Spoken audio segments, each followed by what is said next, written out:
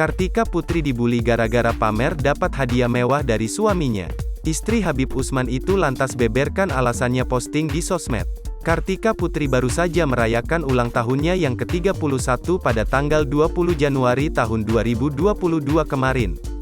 Di hari spesialnya itu ia mendapatkan kado istimewa dari sang suami, Habib Usman bin Yahya.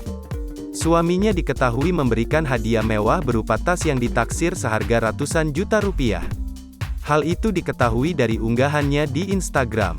Kartika Putri tampak menampilkan kado tas mewah dari suaminya tersebut. Tas-tas tersebut terpampang nyata bersama dekorasi penuh bunga. Kartika Putri lantas angkat bicara. Bukan tanpa sebab, Kartika Putri memiliki alasan tersendiri mengapa ia membagikan foto tersebut. Ia hanya ingin menghargai pemberian dari suami tercintanya itu. Kalau aku kenapa kemarin posting, niatnya memang terlalu bangga banget, senang banget. Aku yakin Habib udah nabung dari jauh-jauh hari, ujar Kartika memberikan penjelasan.